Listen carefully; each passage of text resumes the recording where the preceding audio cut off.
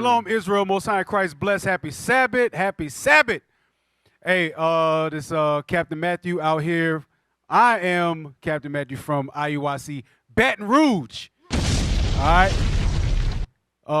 But right now, you know what I'm saying, I'm in the home of my brothers, you know, who was originally New Orleans. Shout out to Captain Gedaliah, you know. Half of Jackson is originally New Orleans. But, hey, all praise to the Most High. You know, it's good to be here on this lovely Sabbath again to edify the nation of Israel. So today's topic, can we put up the thumbnail? It's called the Negro Project. The Negro Project. Now, some people may have heard about it. They may have heard about it, they may not have heard about it. But the Negro Project was something that was planned out by Margaret Sanger and the U.S. government. All right? So let me get Romans chapter 15, verse 4 starting off. Romans chapter 15, verse 4. Yes, sir. This is the book of Romans chapter 15 and verse 4. For whatsoever things were written aforetime were written for our learning, that we through patience and comfort of the scriptures might have hope. So everything that was written in this Bible was written for us to learn from. That's why we go through the entirety of the Bible, from Genesis to Revelation, and we get lessons and we learn from them. Why? Because this is the living Bible, all right? The things that happen in here are continuing to happen over and over today, all right? So let's start it off to find out what is the Negro Project. Let's go to the first article. Birth control. Yep. Birth control or race control. Sanger and the Negro Project. The Negro Project, instigated in 1939 by Margaret Sanger, was one of the first major undertakings of the new Birth Control Federation of America, the product of a merger between the American Birth Control League and Sanger's Birth Control Clinical Research Bureau, and one of the more controversial campaigns of the birth control movement. Developed by white birth control reformers. Say that again?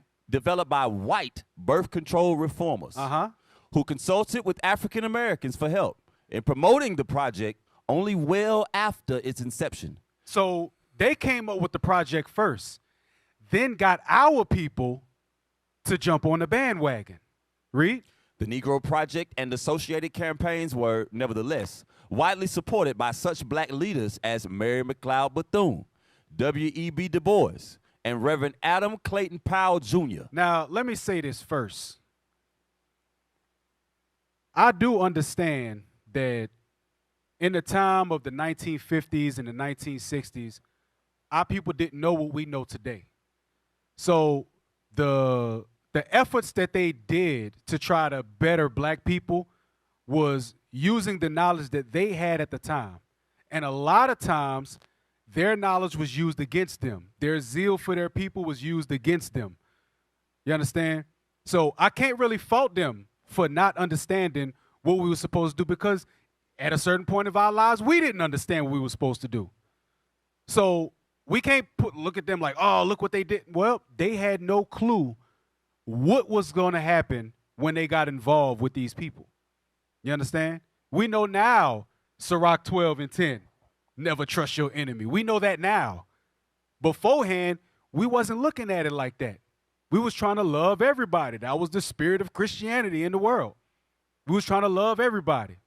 But they used these people in order to try to further their agenda. And remember, it said well after its inception.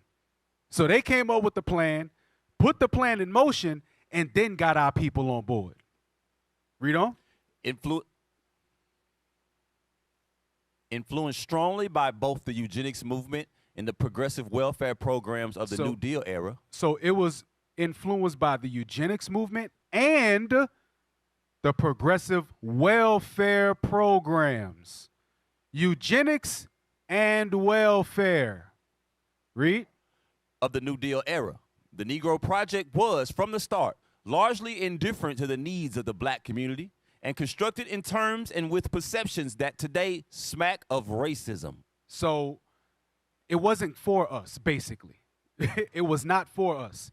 That stuff had nothing to do what black people was trying to do for themselves. All right? Now, let's go to the first person that they spoke about, Mary McLeod Bethune. Start at a champion of racial and gender equality. Yes, sir. A champion of racial and gender equality, Bethune founded many organizations and led voter registration drives after women gained the vote in 1920, risking racist attacks. In 1924, she was elected president of the National Association of Colored Women's Clubs, and in 1935, she became the founding president of the National Council of Negro Women. Bethune also played a role in the transition of black voters from the Republican Party, the party of Lincoln, to the Democratic Party during the Great Depression. So understand this. Now, the same thing that brothers is trying to do today. What's his name? Roland Martin. He trying the same thing now. In 1935, our people was trying to use politics as a way to make it into this country. They've been trying to do stuff like that. It's not going to work. They've been trying since the 30s to make it happen. It ain't going to work. That's not the portion that we have in this life. Not to vote. We didn't vote for slavery. We didn't vote. We didn't vote to have our babies fed to alligators. We didn't vote for redlining. We didn't vote to have the Negro Bible given to us. We didn't vote to be lynched. All of that stuff was put upon us because of our sins. Now we know that. But back then, they was trying to do it. And still today, you got brothers like Roland Martin still trying to do it, even after hearing the truth. Read on. To the Democratic Party during the Great Depression. A friend of Eleanor Roosevelt, in 1936, Bethune became the highest-ranking African-American woman in government when President Franklin Roosevelt named her Director of Negro Affairs of the National Youth Administration. He named her Director of the Negro Affairs. You don't get close to Esau like that without betraying your people, some way, shape, or form. Now, back then, they had no clue. But today, we know better because we saw their efforts back then and what it did to us. Let's go to 1 Maccabees real quick. Chapter 11 and verse 21. Yes, sir. The book of 1 Maccabees, chapter 11 and verse 21.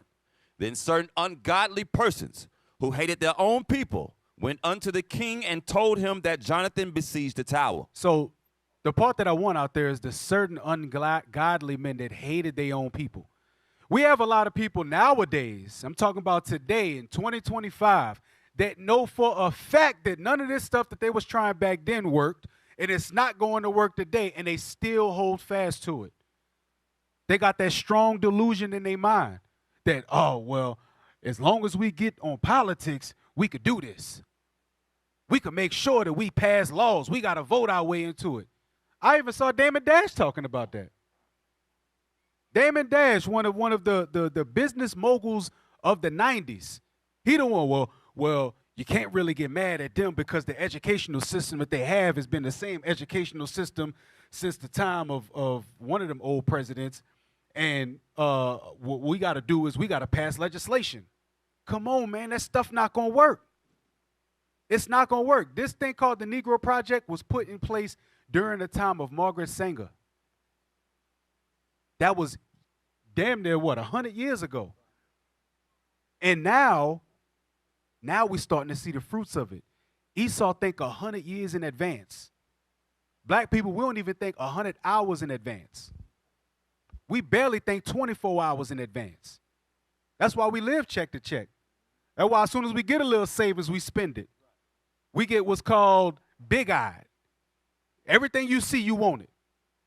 We got to stop that. Yeah, we'll hold our money in our hand until it's all gone. Yep. Just holding money. But they had this thing back in the days, I heard still in today's time, it's called vote or die. Vote or die, yeah. And that's that BS that they trying to pitch to us. That's Hey, that same BS. The guy that's in jail right now was one of the key sponsors for Vote or Die. P. Diddy. Everybody remember? He wore the black shirt with the Vote or Die, Vote or Die, Vote or Die. That was on BET everywhere when we was growing up. Vote or die, Vote or die, Vote or die. Well, our people still dying. And they still voting. So what's the solution now? Go to 2 Maccabees 4:15. Book of 2 Maccabees, chapter 4 and verse 15. Not setting by the honors of their fathers, but liking the glory of the Grecians best of all. And that's why. A lot of our people nowadays, they have the glory of the Grecians.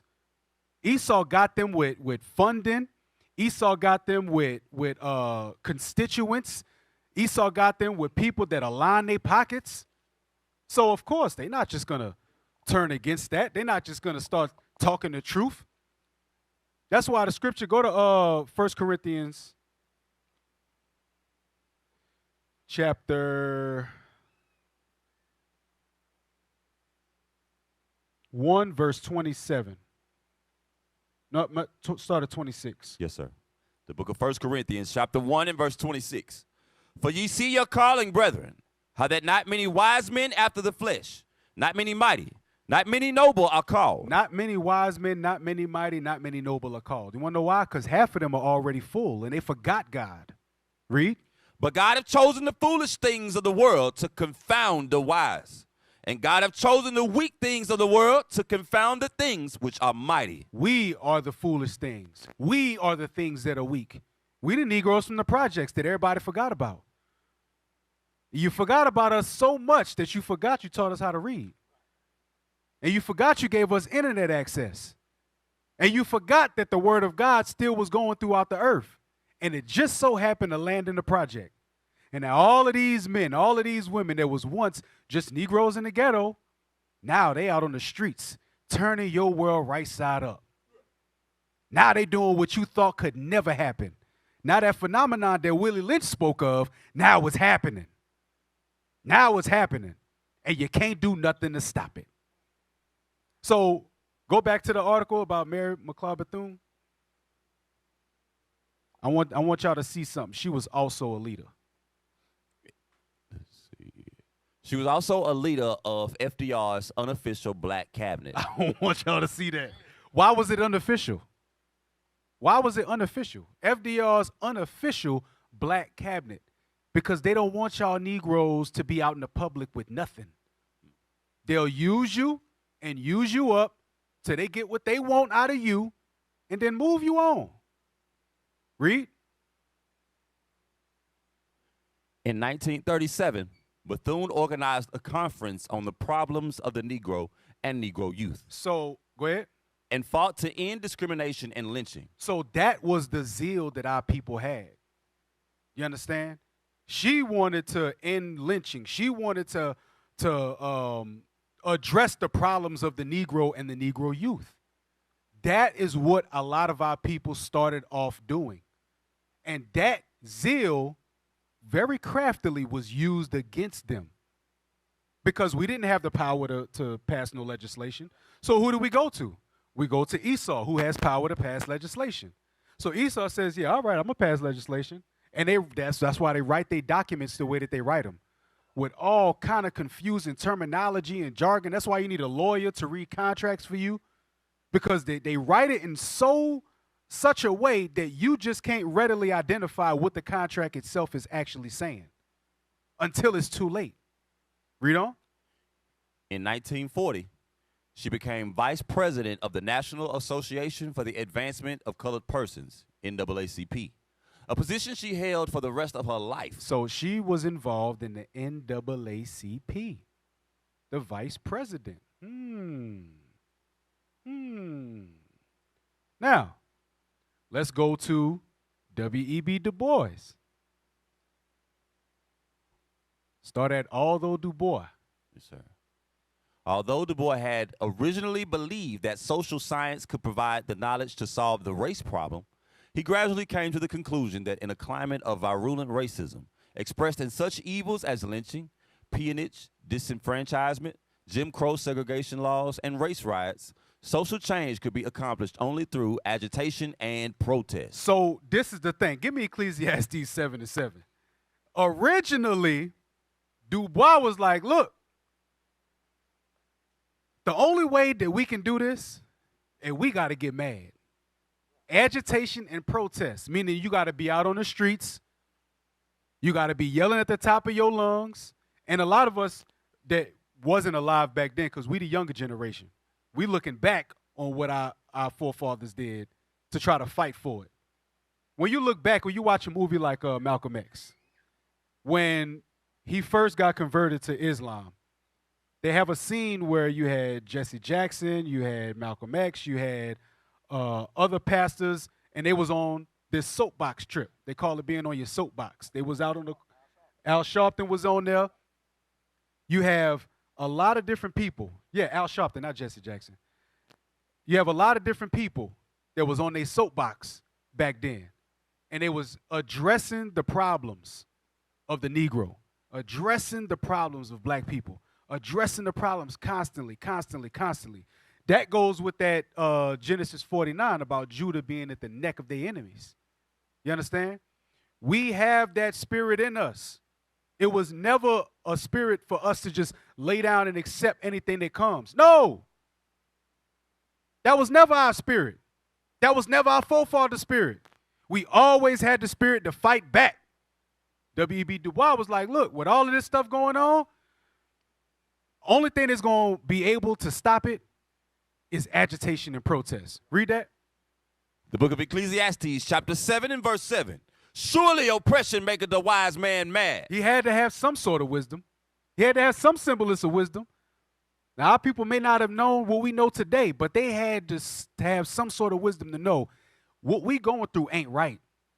This ain't right. This ain't how it's supposed to be. We ain't supposed to be living like this. Read.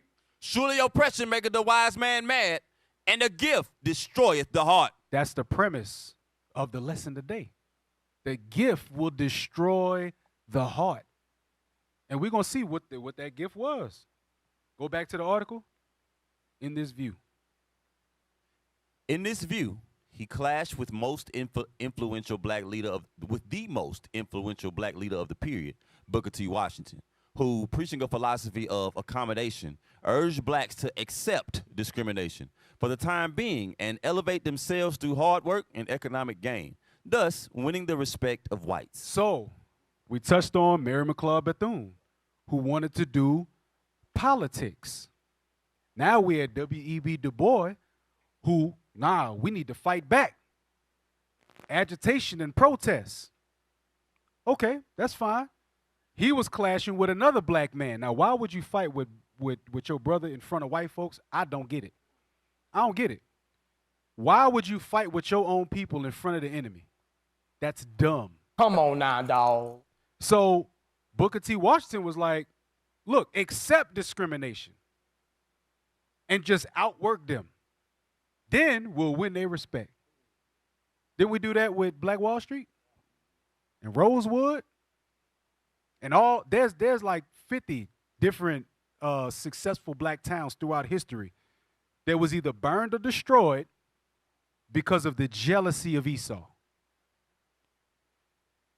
So when you have brothers like this, like, look, they not going to change their mind. Booker T, like, look, they not going to change their mind. Accept the discrimination.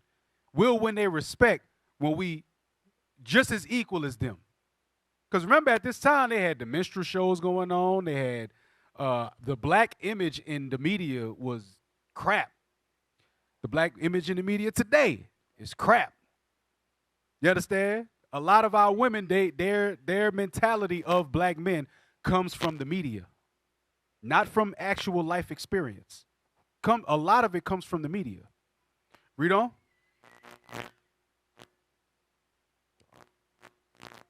In 1903, in his famous book, The Souls of Black Folk, Du Bois charged that Washington's strategy, rather than freeing the black man from oppression, would serve only to perpetuate it.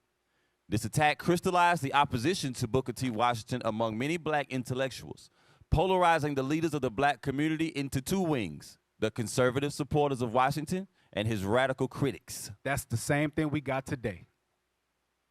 You either support America or you in a cult.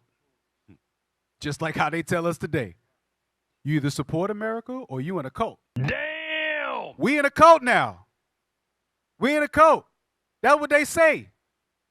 But get Matthew 12:25. I'm going to show you what Esau understood. I'm going to show you what Esau understood.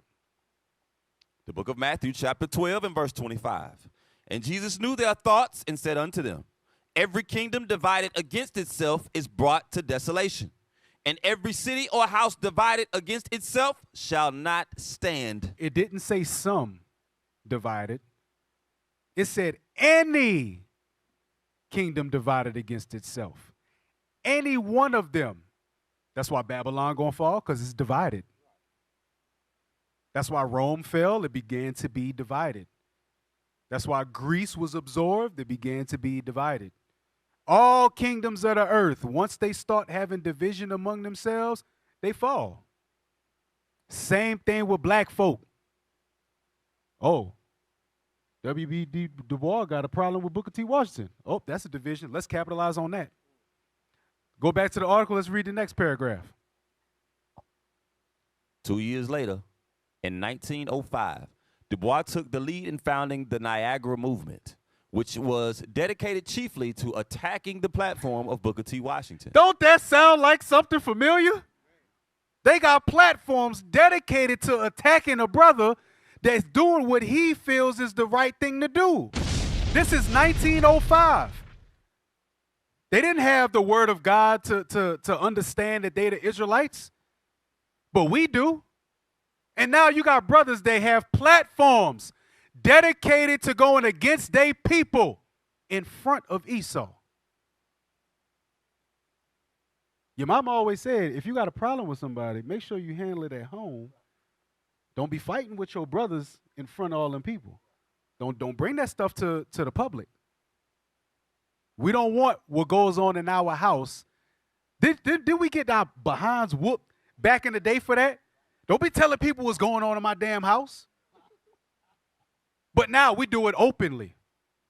Now the house of Israel's business be all over the place. And what Esau do? They just sit back and they take notes. And they pay some of y'all.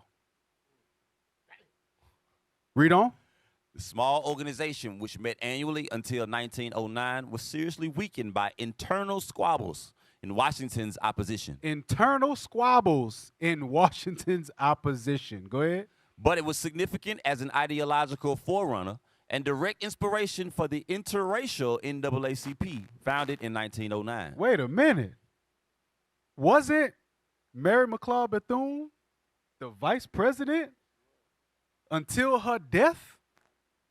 These brothers, when it was founded in 1909, wanted to inspire to integrate. How does the National Association for the Advancement of Colored People, what they got to do with Esau? They ain't got nothing to do. They don't understand they will not understand. Give me that scripture that says the deaf adder, the deaf adder. This is the book of Psalms, chapter 58, and verse 3. The wicked are strange from the womb. They go astray as soon as they be born, speaking lies. As soon as they born, like Bishop said, they crying and lying. Wah, lie. Wah, lie. They lying and crying at the same time. From jump. And it's me. You call it what you want. My opinion. I think every one of them, every one of the wicked, by the age of 13, at least got one body on. You wanna why I think that? Because how many incidents do you see of young black kids playing with young Edomite kids and that little black child die? Message. They done took him to a camping trip and he didn't make it back. What happened? Oh, I don't know. He just fell. Remember the black girl that went to the sleepover? Right. She was dead in the garage for 3 days. Nobody said nothing. Damn! And then nobody went to jail. Huh? They go swimming. The little black boy don't come back. Yeah. He drowns. something mysterious happened with him all the time. That's because these people lie. Oh, they lie. Crying and lying. So, these people had a role to do with the NAACP. Let's go to Adam Clayton Powell Jr. Yes, sir. Read the rest of it. Verse 4. Their poison is like the poison of a serpent. They are like the deaf adder that stoppeth her ear. They are like the deaf adder that stoppeth her ears. They don't want to hear what you got to say. They don't want to hear what your plight is. They don't want to hear the struggles of black people. They only there to monitor us. When you look at the Rainbow Coalition, what they was there for? To monitor. That's why they was easily infiltrated. Muhammad Ali said it best, and if the IT team can find it, please do. Why, if they got 100 snakes coming towards me, 5 of them are poisonous, am I going to let all of the snakes up to me? Because they, well, 95 of them ain't poisonous. 5 of them in there is. It don't matter. One of them could be the poisonous one. So you know what I'm going to do? I'm going to avoid all snakes altogether. All of them. You can't divide that. There is no going back and forth with, well, some of them are and some of them aren't. No. Because the ones that are not so-called racist, they say nothing against the ones that are. Because they know that they got racial loyalty. Something that we refuse to have. We do not have loyalty to our own race. Let's go to Adam Clayton Powell. What you got to say? You know, the scripture say that too, Cap. Can I put one scripture real fast? Give me first Maccabees 1 and 11. First Maccabees 1 and 11. It said that exact thing. First Maccabees chapter 1 and verse 11. Yes, sir. The book of First Maccabees chapter 1 and verse 11. Uh-huh. In those days went there out of Israel wicked men. Wicked men went out of Israel. Read. Who persuaded many. Who saying, persuaded what? Many. Persuaded many of the Israelites. What they say to them? Saying, let us go and make a covenant with the heathen. With the who? The heathen. Make a covenant with the heathen. Read. That are round about us. Uh-huh. But since we departed from them, we have had much sorrow. So you cannot make a covenant with a deaf adder. It can't hear you. Your plights, your screams, your ploys will not be addressed because these people don't give a damn about you. So, yeah, our people have been this way for a long time. We must have that racial loyalty. All right, Cal. Big facts. Big facts. Hey, play that video. Damn. So that's the way we have to start to look at things. That's the way we have to start to look at things. That stuff. Right. Look, don't feel guilty for loving your own people.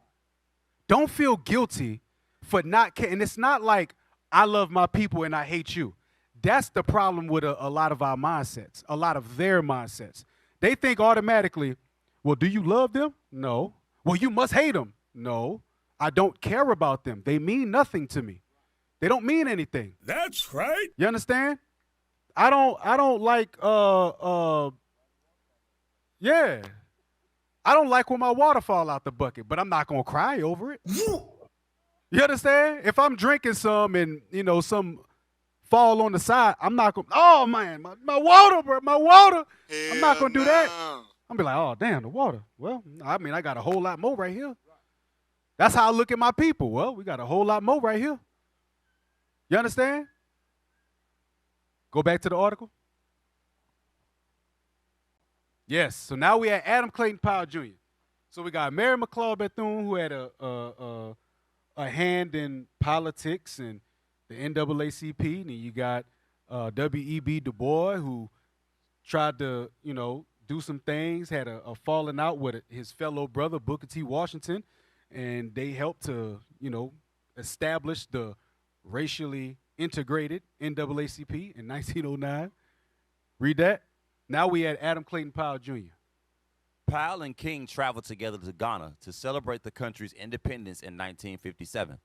When Powell was facing a difficult re-election the following year, King pledged his wholehearted support, writing, "As I see it, the attacks upon you are in reality an effort to destroy the Negroes, political independence, and remove from the legislature an uncompromising voice." Papers 4:421. So they already knew, and Martin Luther King already knew. All of this is an attack against our people. Everything that they doing is an attack against our people. He knew, hey, they're attacking my brother. That means they're attacking all of us. We'll go ahead and say that again for the people in the back. They knew, he knew, Martin Luther King knew, if they attack my brother, then that means they attack all of us. Everybody is under attack when one of us is under attack. Read. In the summer of 1960, Powell threatened to tell the press that King was involved in a homosexual affair with Rustin unless King called off plans to demonstrate at the upcoming Democratic National Convention. Now, come on now. That dude said, I'm going to tell everybody you gay. Don't that sound familiar? What? Don't that sound familiar? A bunch of ragtags calling you gay because you standing up for your people. Because you doing something that they won't do. Now you a homosexual. Purple faggots. Now that's what they calling the real prophets. That's what they calling the brothers that's actually doing the work. It is what it is. History will repeat itself. Read on. "I've always vigorously defended you against your most severe critics," King wrote Powell in response. "In spite of all," King told him, "I will hold nothing in my heart against you, and I will not go to the press to answer or condemn you." I'm not going to bring our drama in the public. I heard what you said about me, but you know what? Even after all of that, I'm still not going to speak no evil against you. Get Romans chapter 12. Martin Luther King, in his worldly mind, knew better than to render evil for evil. Start at 17. Yes, sir. The book of Romans chapter 12 and verse 17. "Recompense to no man evil for evil. Provide things honest in the sight of all men. If it be possible, as much as lieth in you, live peaceably with all men." Obviously, a lot lied within Martin Luther King. He lived peaceably with all men, especially his brothers. You understand? Some of us, we ain't got that. A lot of us don't have that special ability to be that patient. I know some of the stuff we be hearing, we be like, bro, let's go, what? They say, what? Man, let's go. Let's go see them right now. But a lot of times, like, no, let them do what they're going to do. They cannot stop this truth. And we gotta continually remind ourselves of that. Because a lot of times, brothers will be wanting to get carnal and be like, nah, let's go see about somebody. They're like, no. This is about the truth. The prophets went through it. What makes you think we ain't going to have to go through it? Getting bad-mouthed by your own people? Get Psalms 2, verse 1.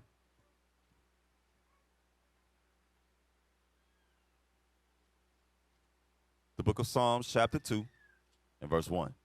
"Why do the heathen rage, and the people imagine a vain thing?" The heathen is the other nations. The people is the people of Israel. They work together, hand in hand, against the prophets. Read.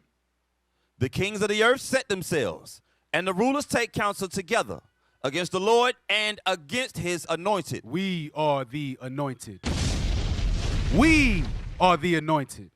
That's right. You understand? They gather themselves against Christ and against his anointed. Think about it. They changed the color of Christ from black to white. They changed the color of his anointed from black to white. Message. They crucified Christ. They crucified his anointed. Everything that Christ did, we're going to have to go through it. Matthew 20:22.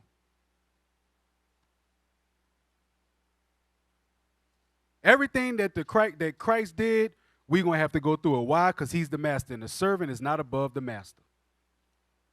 The book of Matthew chapter 20 and verse 22.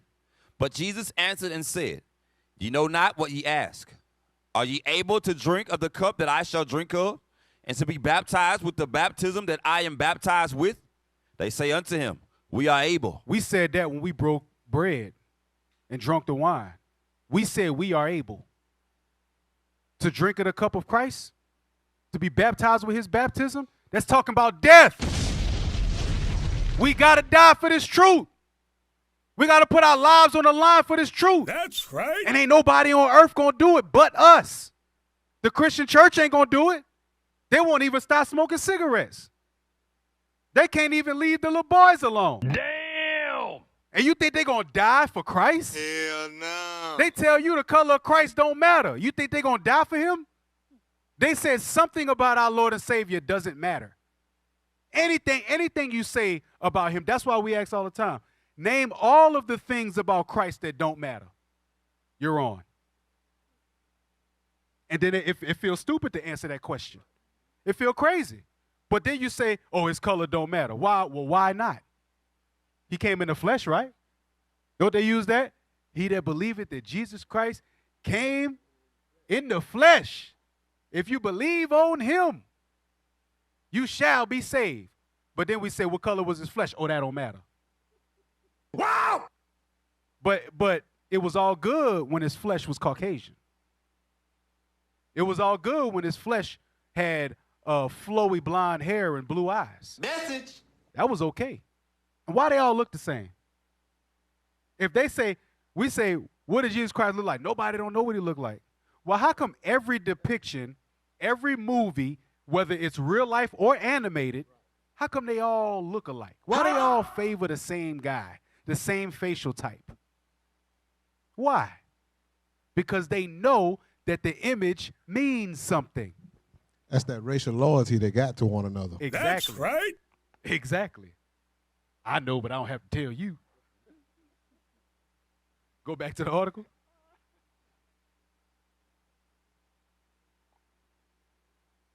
The incident blew over? The incident blew over without much public scandal, and relations between King and Powell appeared to normalize. When Powell was named chairman of the House Education and Labor Committee the following year, King wrote him praising his unswerving dedication and loyalty without compromise to the civil rights struggle of the Negro people. Even when they had their issues, when something good happened to his brother, he said, all praises.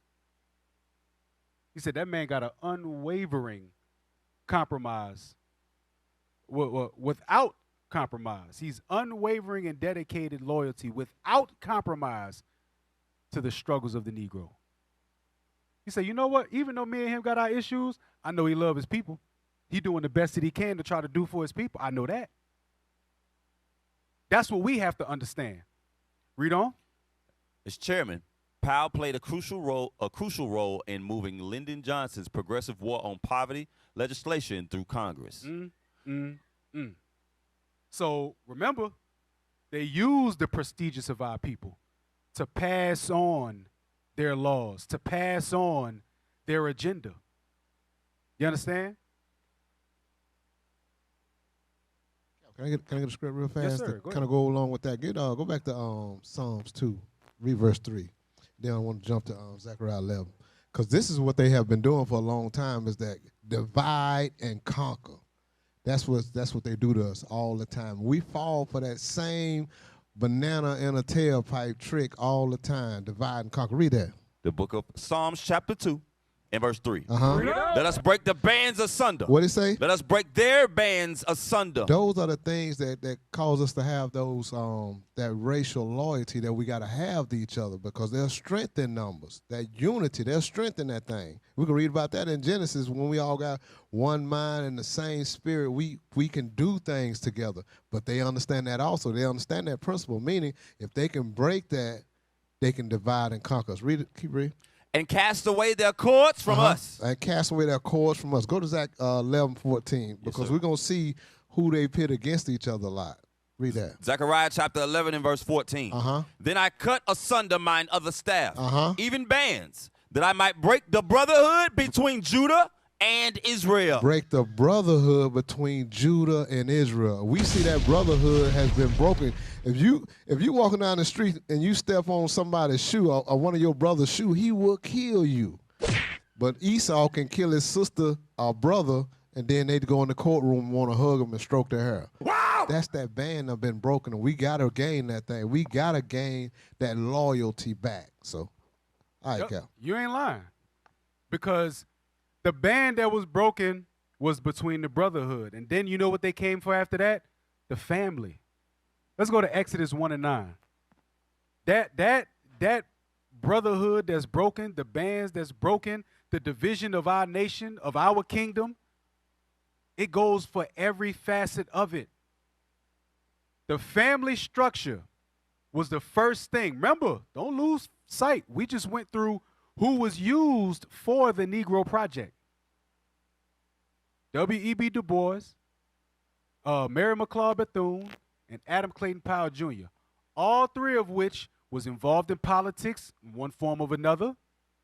They had issues with other black people, and it was used by politicians and some presidents to pass forth certain legislation in the black community. Message. And for some reason, they all had something to do with NAACP. Ooh-wee. The book of Exodus, chapter 1 and verse 9.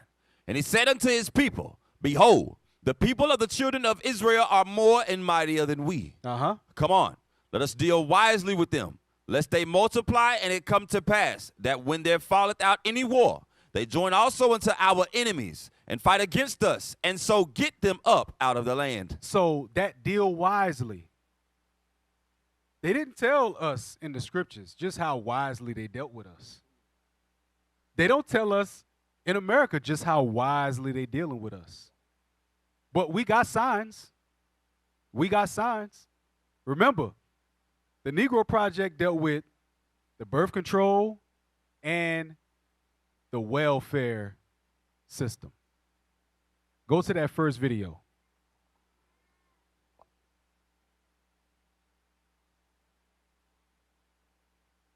It's a TikTok video. Yeah, that one. Now, Thomas Sowell, this dude, like, I did a lot of research on him because he was firmly against the welfare state. He said the welfare state made us lazy, much like what Booker T. Washington was trying to do. He said it made us lazy, it made us dependent. You understand? We didn't fight for ourselves. All of that stuff. He did a lot. Like, I got a whole nother class on him. But play that. 1960, which would be almost 100 years after the end of slavery, 22% of black kids grew up in homes with only one parent. Stop. 1860 to 1960. 1 out of 5 kids, 22%, under 5, round down, 5 and down, round down. So 1 out of 5 black children grew up with only one parent from 1860 to 1960, almost 100 years out of slavery. Play on.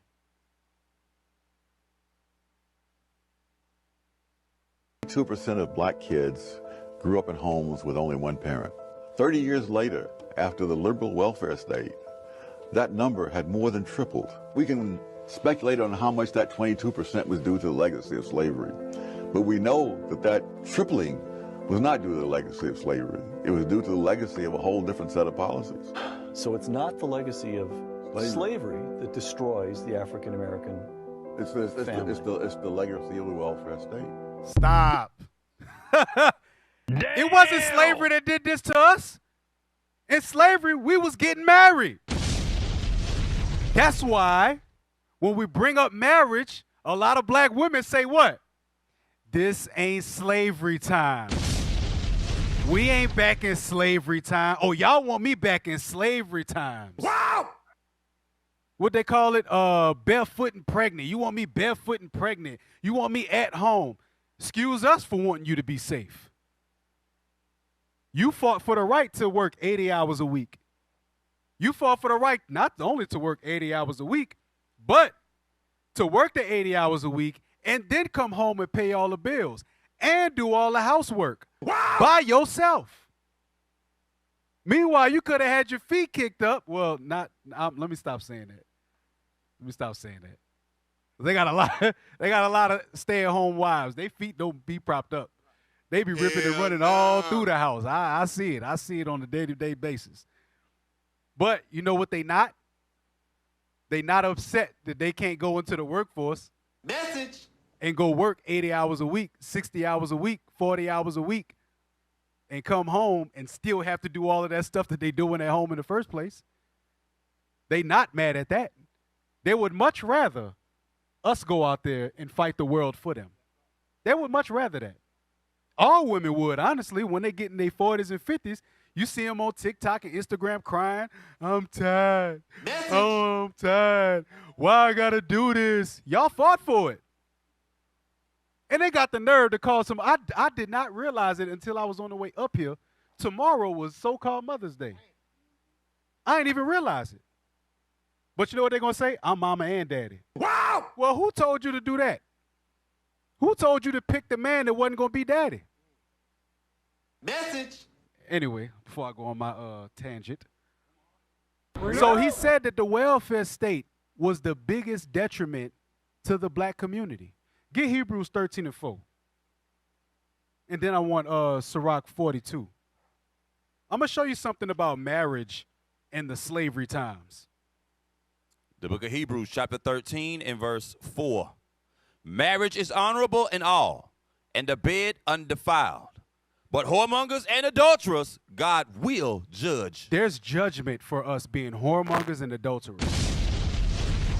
And he don't say what kind of judgment it is. The judgment that comes, it's various. Some get put to death for committing adultery. Sometimes your lineage got to pay for your adultery.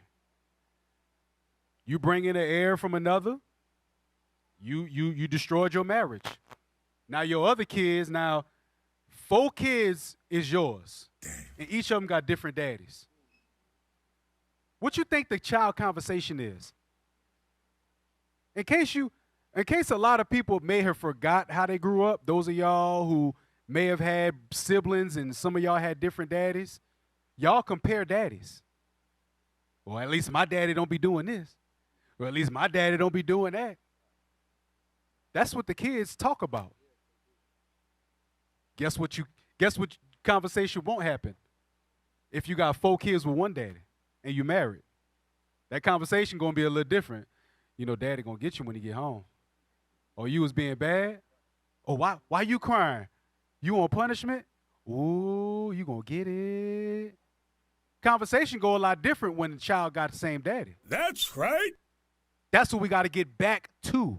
I don't think, Cap, we understand what you just said. The effects of sin cause these things. Meaning, okay, when you decide to do this, my kid's going to grow up having this conversation. Well, your daddy. Kind of like off that movie Poetic Justice. Back in, Poetic Justice with Tupac, and they got into a fight.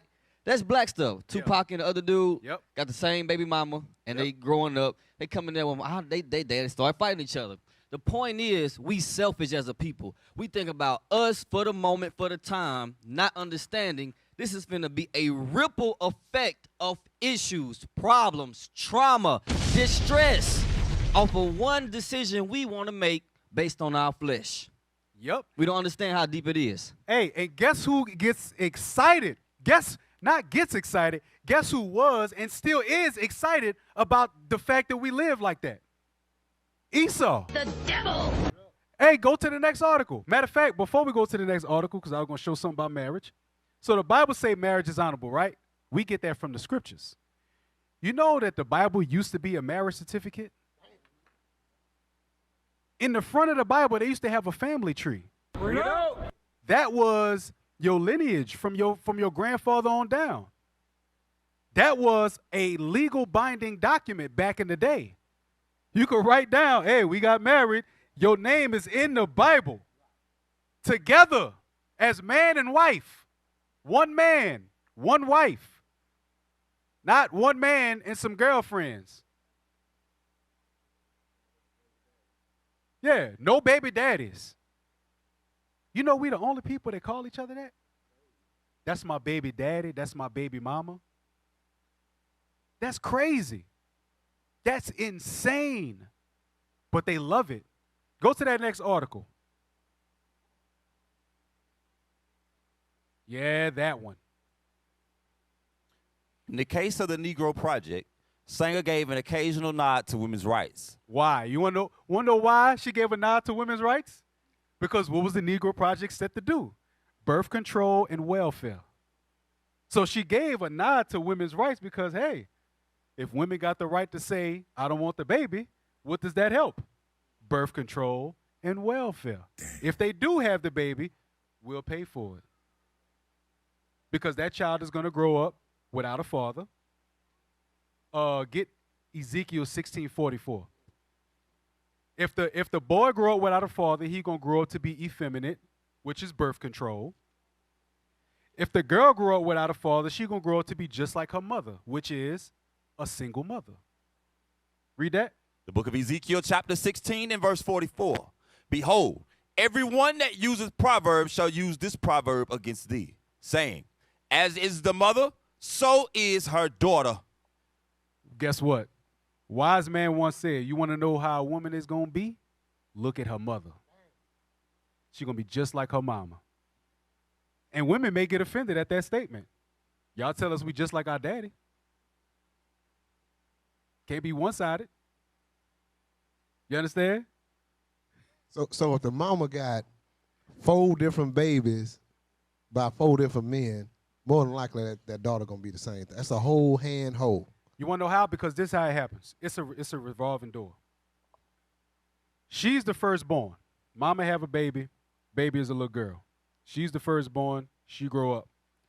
As she's growing up, mama having more and more kids from other men. What is the oldest doing while mama at work? She taking care of little brother and little sister.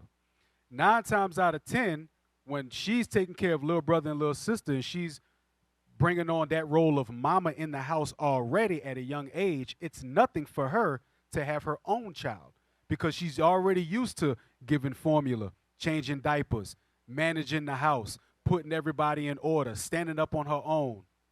She's already used to it. So it's really nothing mentally for her to be like, well, I got a baby too.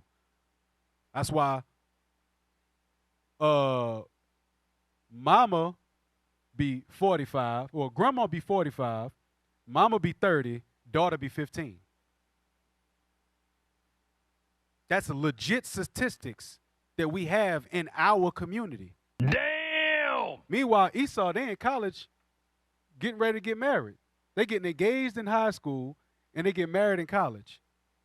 Us, we get pregnant in high school, while out in college, while out after college, sometimes don't even finish college, got all manner of student loans, have more babies after that. God damn. And then when the 40s hit, oh, now I'm ready to settle down. You don't find that suspicious? And the whole time, y'all celebrating Mother's Day. Get the hell out of here. Go take several seats. Go back to the article.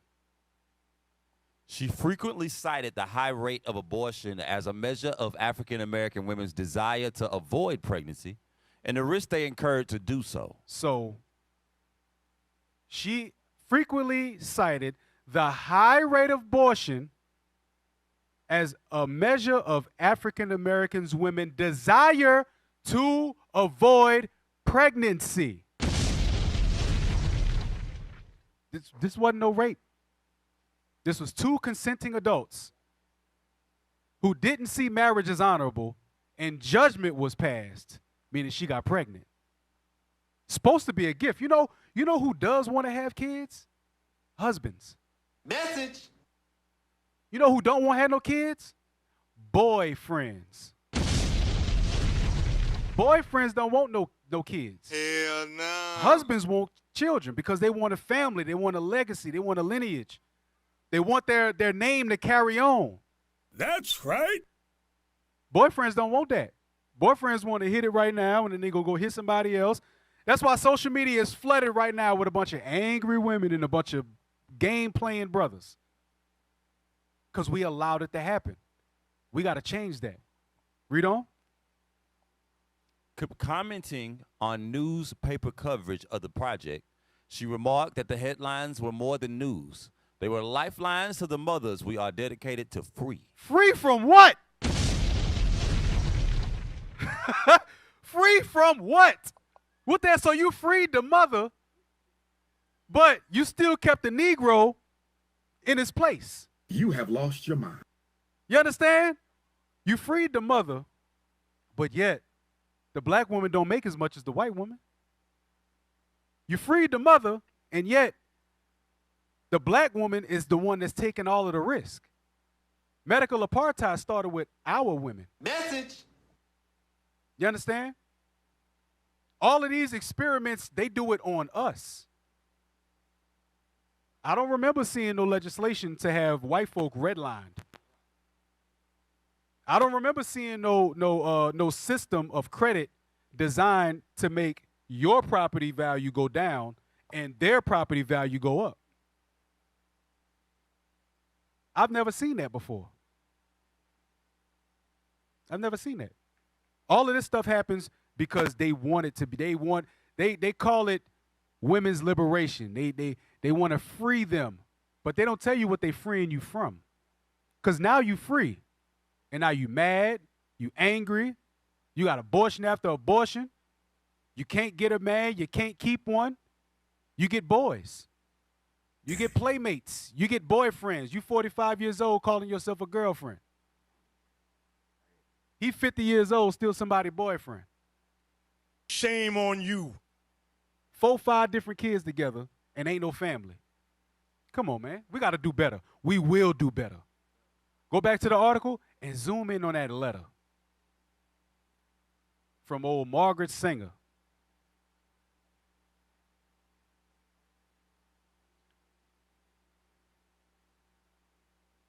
Right.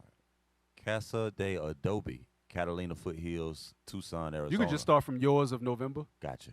Yes, sir. Yours of November 3rd received.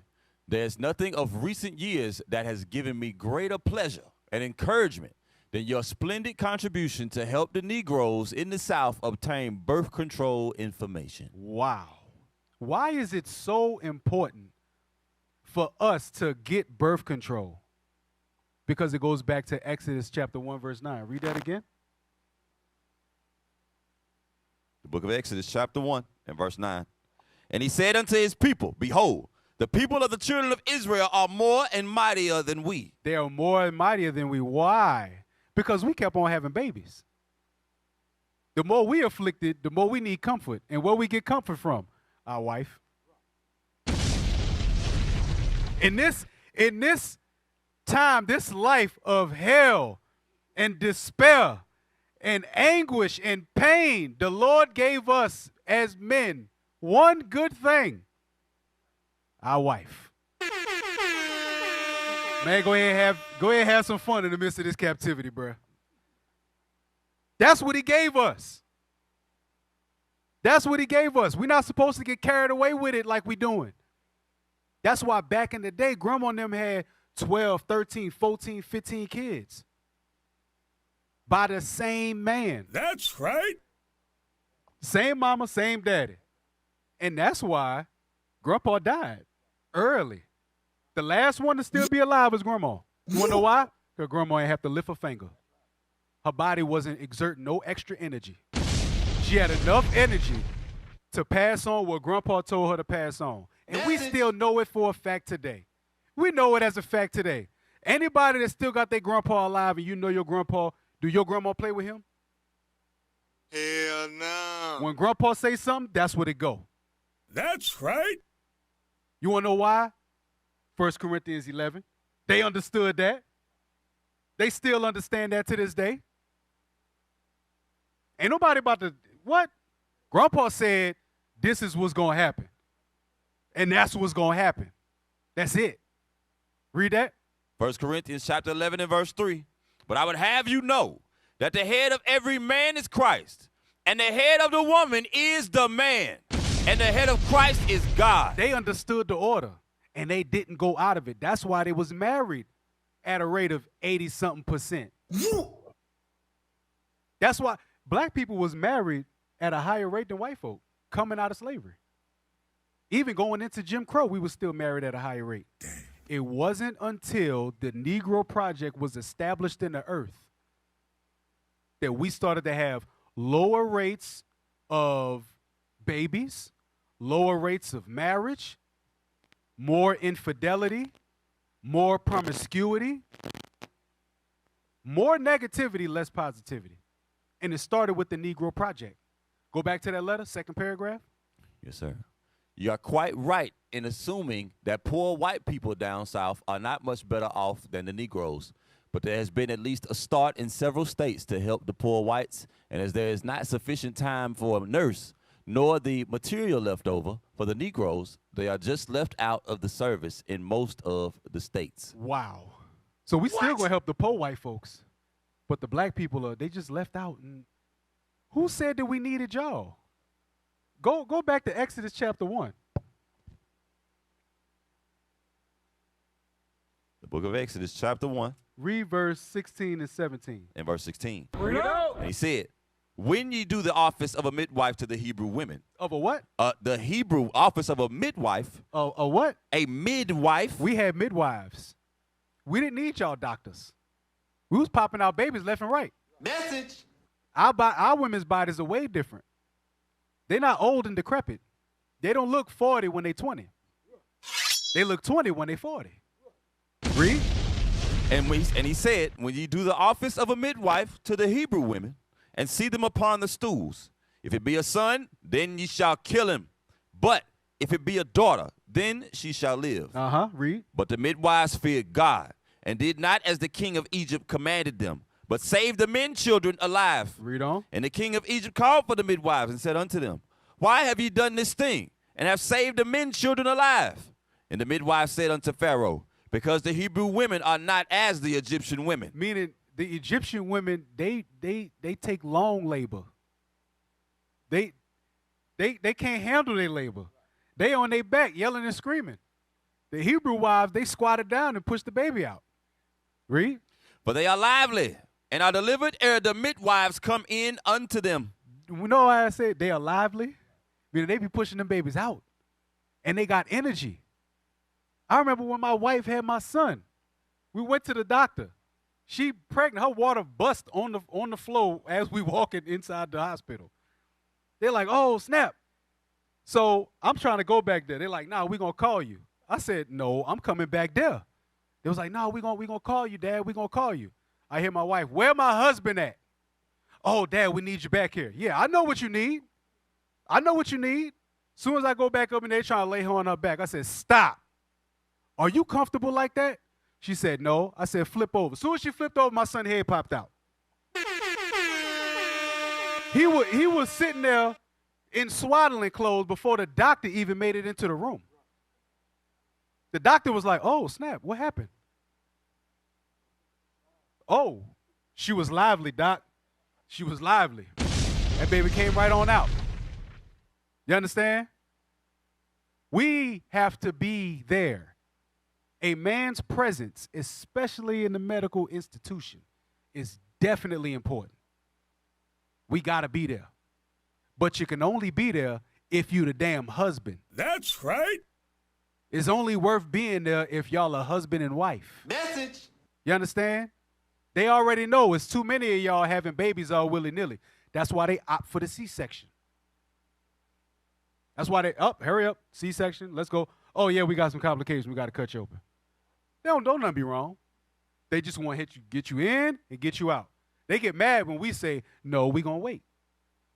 She's still in early labor. Nope, we waiting. Oh, well, we got to do this and we got to do that. And, you know, our schedules, I don't care about your schedule. The baby not ready to come out. We'll wait. They hate that. They hate that.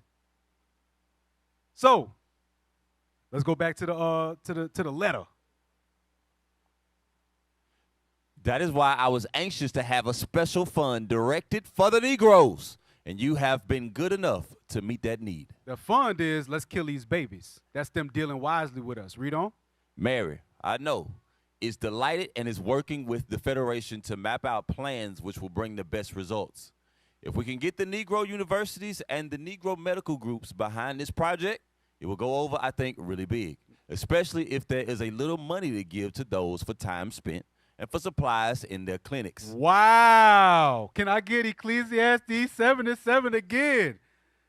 Come on. They said, especially if we could get the Negro universities and the medical groups behind this, it'll go over, especially if we give them money. Damn! As long as we pay them, they'll do whatever we want them to do. Wow!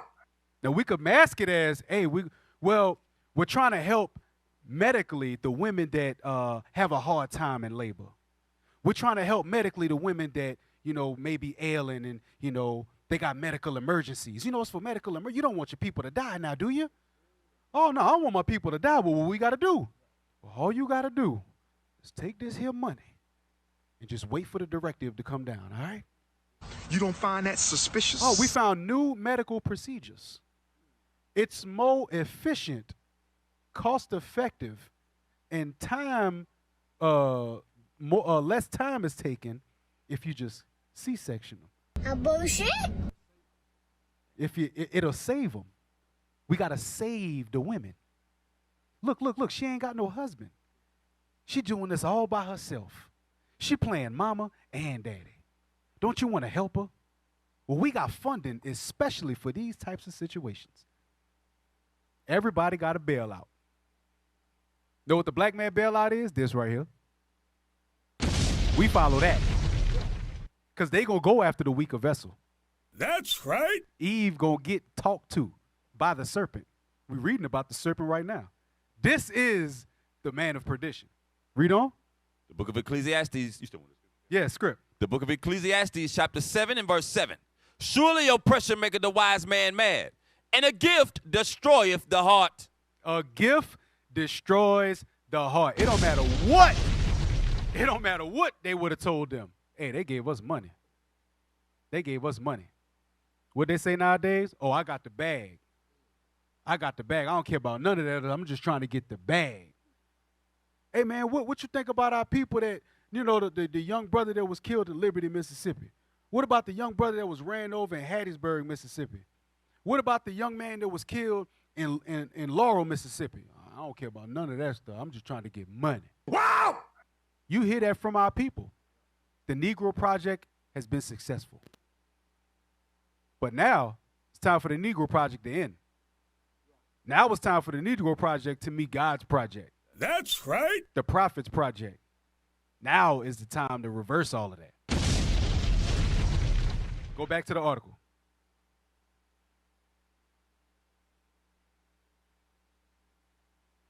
I shall be here in Tucson in January, and I think right on until the 1st of May, or late in April. And I do look forward with great pleasure to the hope of seeing you when you come out here. I'm trying to get married and spend at least a few weeks in February with me here. So just give that your blessing when you see her. Again, my heartfelt gratitude to you for your faith in our endeavors and your help to those who so greatly need it. Most cordially yours. Hey, this is the stuff that they pass back and forth to one another. Go to back to the article, well, the next paragraph.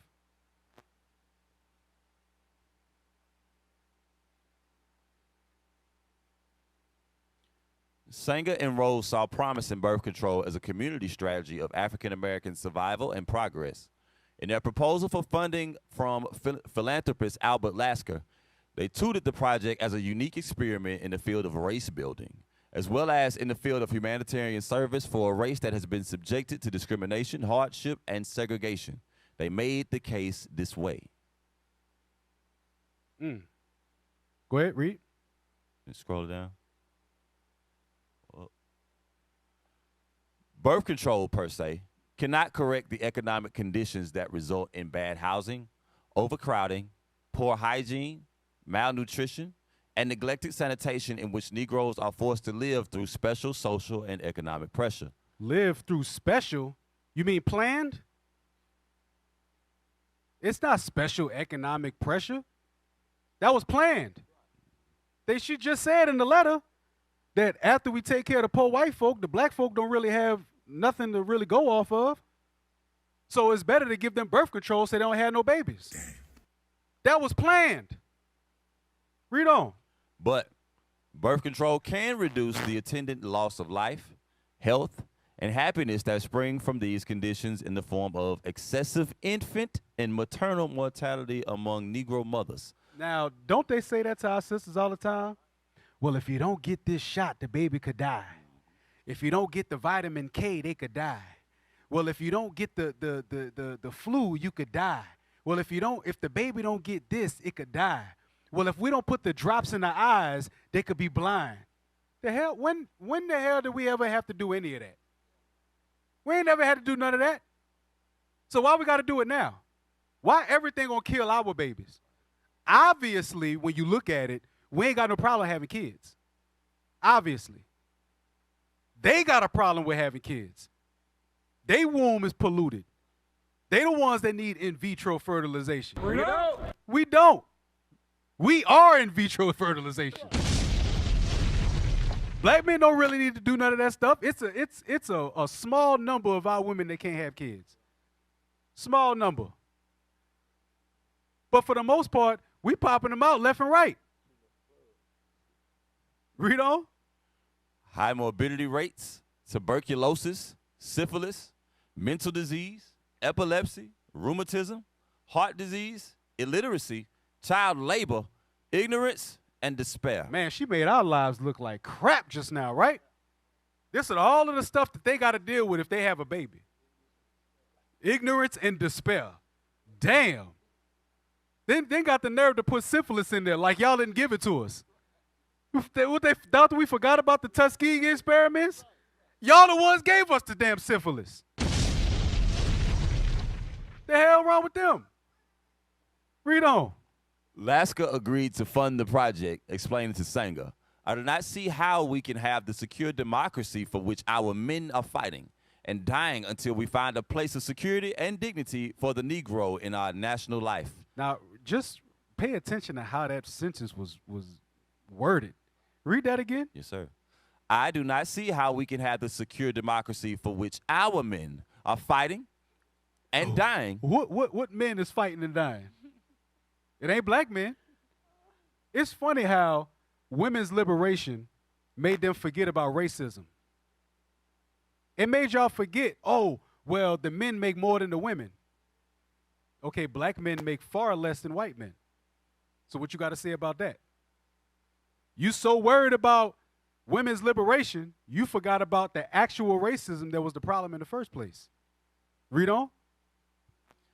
Until we find a place of security and dignity for the Negro in our national life. In our national life. Who says that we needed a place of security and dignity? We ain't asked for it. They want their own version of security and dignity. They're secured if they're in jail. Get Isaiah 42:22. We nice and secured there. You know what I'm saying? You ain't got to worry about where they at because they right there. You ain't got to worry about where they at because we're going to redline them. You want to go to a city? Well, just let me know what part of the city, and I'll tell you where the Negro is going to be at. That's why what it is. Homer is still segregated. Franklinton is still segregated. We went to a Mardi Gras parade in Franklinton to do a flyer mission. One side of the street was black, the other side of the street was white. I cannot tell you no lie. I cannot tell you no lie. We legit was at a racially segregated Mardi Gras. And they all screaming, worshiping the same gods, same idols on the floats. They still got their hands up trying to get beads. Crazy. Read that. The book of Isaiah, chapter 42 and verse 22. But this is a people robbed and spoiled. They are all of them snared in holes, and they are hid in prison houses. They are hid in prison houses. That's the security that they want us in. Max security. Go back to the article. If one minority is degraded, we are all affected, for we all belong to some minority. Get the hell out of here. Y'all don't belong to nothing. Y'all don't get, bruh. This right here. All right, read this next paragraph, and we're going to move on to the next.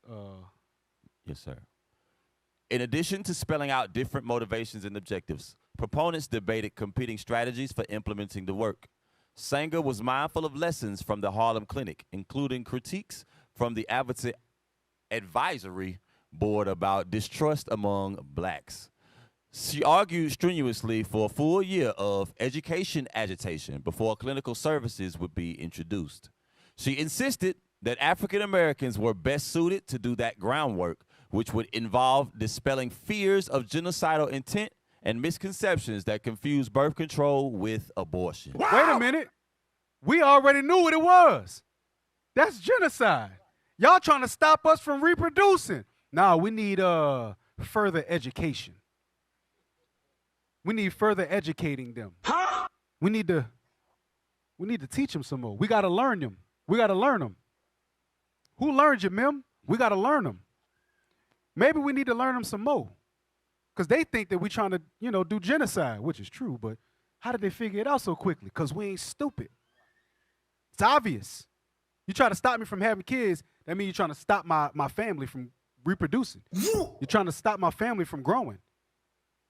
Read on. As she saw it, African-American spokespersons stood the best chance of getting a hearing at the grassroots and convincing local leaders, especially ministers, to accept the benefits of contraception or at least cease denouncing it. You want to know why they wanted the ministers? Because our people are a people of faith. They look for faith anywhere. And if it sounds good to them, they'll follow it. That's why Christianity is the #1 religion in the world. Damn. They said, look, we need especially the ministers. We need the ministers. We need the African-American spokespersons. Whoever got some sort of influence over the people, we need them behind it. So what you're saying is these white folks going through all this trouble to keep us down? Is that what's going on? Oh, hell yeah. We got to get in our brains that that is exactly what is happening. A lot of money, a lot of time, a lot of research has been put into keeping us down, keeping us asleep, keeping us in the way we are right now, destroyed. Bringing out all this information, hopefully, is going to spark something in your mind and say, you know what? I got to go against that. What are you going to do about it now? Brother, sister, you learning all this, now what you going to do? That's it. Yep. Hey, get John 11:47. What we gotta look at when it says especially ministers. Because especially ministers, and then they say we need to re-educate them. You know what that means? That means that we got to re-educate the ministers. That means what we teaching them at theology school, it got to be for our benefit. Not the benefit of the people, not for them to get closer to God, but for them to do our agenda. For them to do what we need them to do, they need further educating. And if we educate the ministers will educate them. That's why all Christians run to the same scriptures. John 3:16, that's damn near non-existent now. Now it's Galatians 3:28. But then where was Galatians 3:28? In Jim Crow. Message. Where was Galatians 3:28 when they started the school to prison pipeline? Where was Galatians 3:28 during slavery? Where was that? Oh, they ain't got no answers now. We ain't got to keep the laws. It's for the Gentiles. It's for all nations. Y'all wasn't saying that before. Y'all was saying y'all had, what was it called? Manifest destiny. Y'all said it was God's destiny for you to rule over us. That was your destiny to be the master. Y'all gave us a Negro Bible with 85% of the Bible removed from it. Read that. The book of John, chapter 11 and verse 47. Then gathered the chief priests and the Pharisees a council and said, what do we? For this man doeth many miracles. If we let him thus alone, all men will believe on him.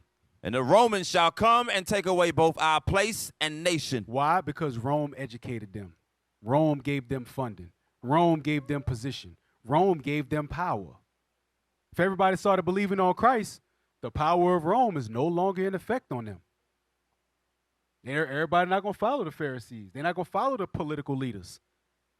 They're not going to follow them no more. They're not going to follow your ministers. That's why all of your ministers have now turned to TikTok. All in the effort to battle the prophets. Who, by the way, ain't really paying them no mind. Yeah.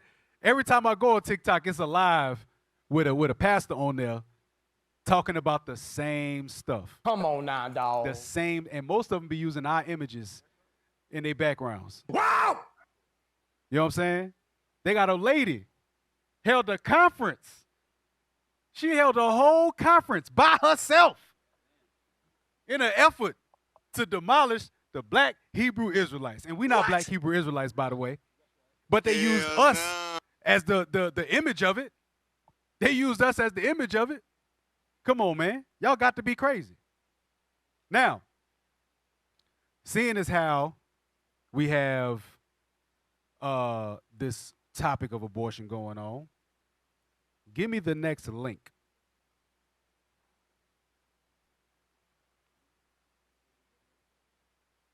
Oh, yeah. Yeah, ministers. Play that, put that on the screen.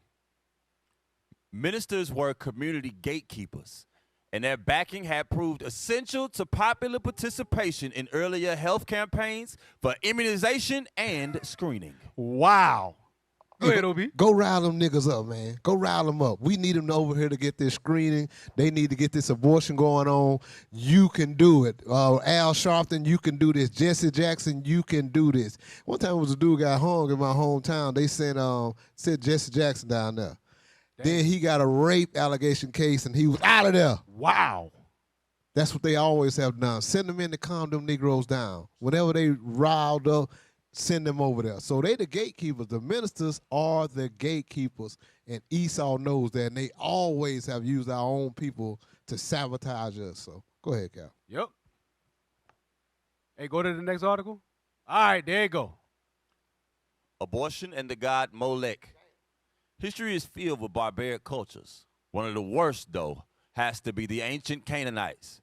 As was customary in that culture, parents offered their newborn children as sacrifices to their god Molech. What? Most depictions of Molech include large metal statues of a man with a bull's head.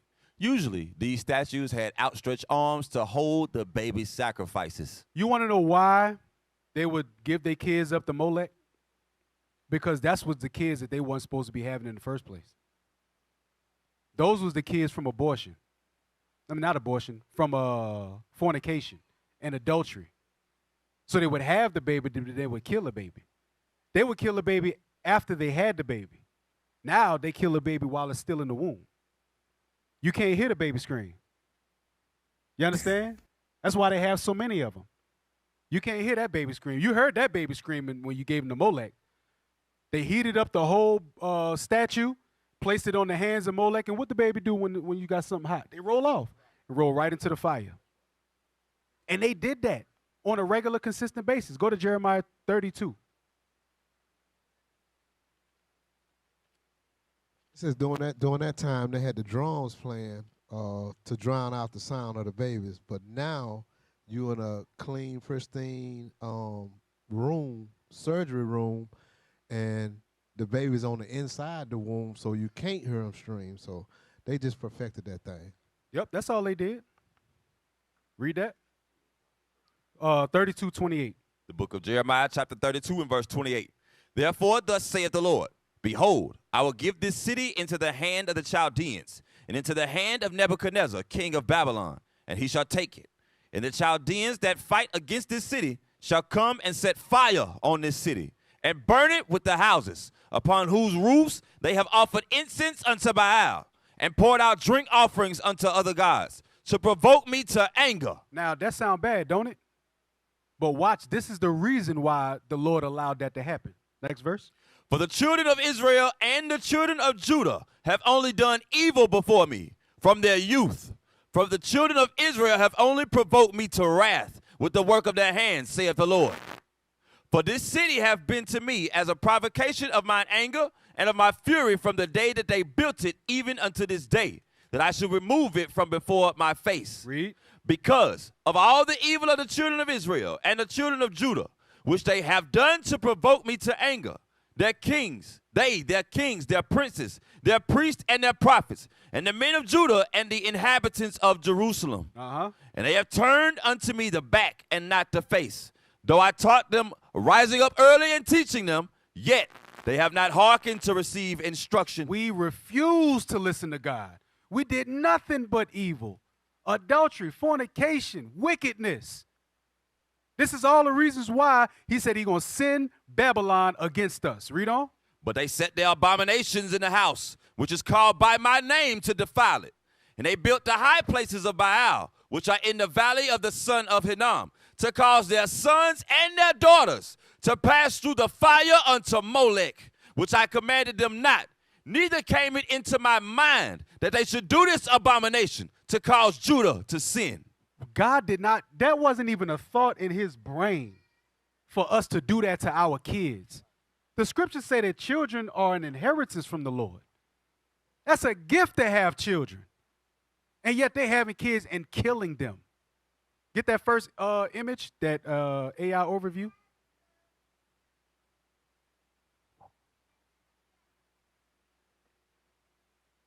Yep.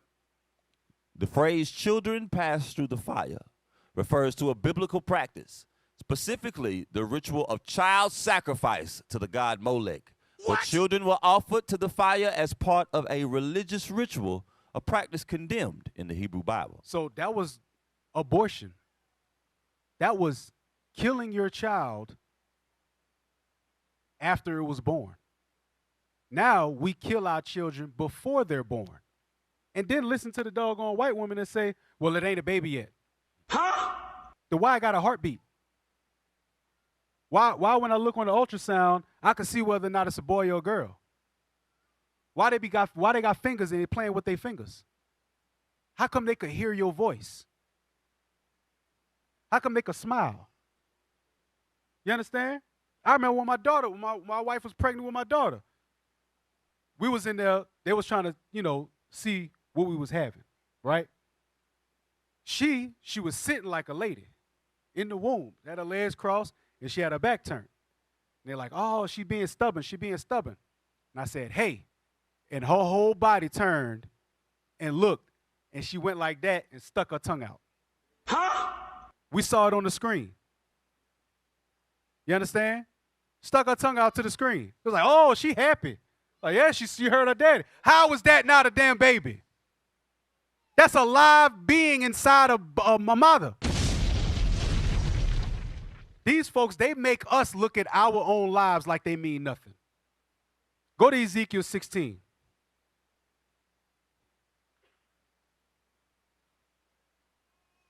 All of this stuff is an effect for us sinning. All of this is an effect of us going against God. All of it is an effect of women's liberation. It's an effect. Everything that we're talking about today is an effect of our sisters listening to the serpent. It is what it is. And our brothers play along with it. Well, hell, she gonna let me do it, I'll do it. You dumb. Then we'll cry about child support. Damn, I got all this child support. You the one did it. You stupid.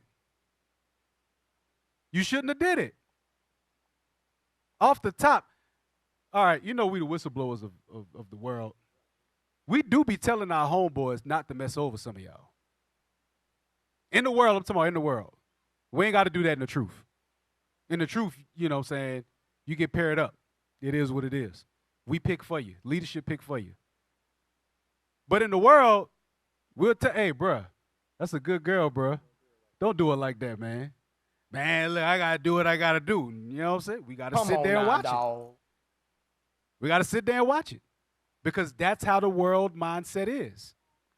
Nowadays, you getting your ass stood up and rebuked. You get stood up and rebuked. You know what I'm saying? Dealing with her falsely and not taking care of business, all that stuff. Yeah, you about to get rebuked. You about to get stood up. Everybody about to hear it. It is what it is. But in the worldly sense, we be knowing. And guess what? They know too. Your homegirls will tell you, he ain't no good. Your mama will tell you, he ain't no good. And to say they ain't no good fathers, why they all got father figures? It's always an uncle, a brother, a cousin, a basketball coach, football coach. You always got some sort of male figure in their life, but ain't no good men, ain't no daddies, ain't no fathers. But y'all always find a father figure. I don't know how that is. Read that, Ezekiel 16:1. Ezekiel chapter 16 and verse 1. Again, the word of the Lord came unto me, saying, Son of man, cause Jerusalem to know her abominations. That's our job. Our job is to cause Jerusalem to know her abominations. Our abominations that we killed our kids. Our abominations that we listened to our enemies. We wholeheartedly followed everything that they gave us. The gift destroyed our heart. They had a plot and plan in place, and we helped to forward it. Read on. And say, Thus saith the Lord God unto Jerusalem, Thy birth and thy nativity is of the land of Canaan. Thy father was an Amorite, and thy mother an Hittite.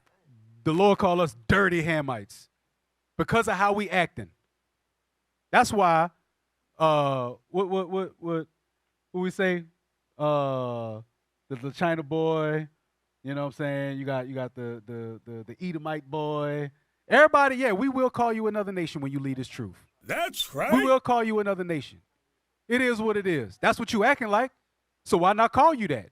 We called ourselves Gentiles because that's what we was acting like. Judah called Northern Kingdom Gentiles, heathen, uncircumcised, because that's what they was acting like, right? Now when we do it nowadays, oh, now we slandering. No, we not. You call it like it is. You call a spade a spade. I'm not calling no spade no diamond. It is what it is. Big joker, little joker. Read on. And as for thy nativity, in the day thou was born, thy navel was not cut, neither wast thou washed in water to supple thee. Thou wast not salted at all, nor swaddled at all. You was dirty. Go ahead. None I pitied thee to do any of these unto thee, to have compassion upon thee. But I was cast out in the open field, to the loathing of thy person, in the day that thou was born. Nobody took care of us but God. Nobody is going to take care of us but God. Ain't nobody set to the defense of black people and Hispanic and Native Indians.